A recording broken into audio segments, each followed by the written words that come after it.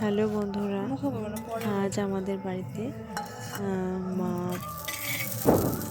পাটিসাপটা বানালো, ক্ষীরের পাটিসাপটা।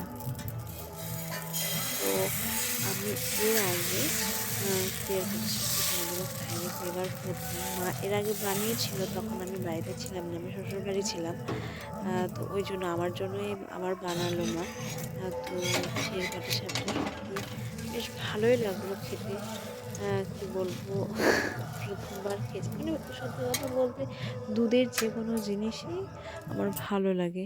আর ক্ষীরের পাটিসাপটা তো খুব সুন্দর, মানে প্রথমে তোমার এই পাটিসাপটাটা করার পরে তার মধ্যে তোমার চাছি দিয়ে আবার ক্ষীরের মধ্যে ডুবিয়ে মানে রেখে সেটাকে আর কি করেছে।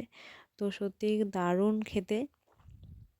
এই যে দেখো, মা এখানে পাটিসাপটাটা বানিয়ে দুধের ক্ষীর করে তার মধ্যে চুবিয়ে দিল।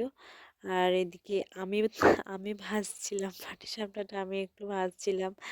এই যে এখানে আমি ছিলাম।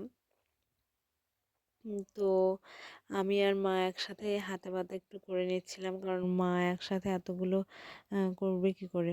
ওই জন্য আমিও একটু হাতে হাতে হেল্প করছিলাম। তো পাটিসাপটাগুলো একটু ছোট, মা বললো যে একটু ছোট ছোট করে করতে, যাতে যেহেতু মানে রসে ভেজাবে, দুধের ক্ষীরে আর কি ভেজাবে, তো একটু ছোট ছোট করে তো করতে হবে।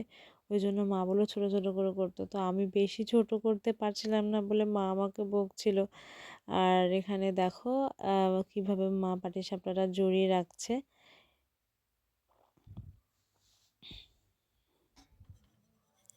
আর আমি এদিকে পাটিসাপটা ভাজছি। তো টাটা।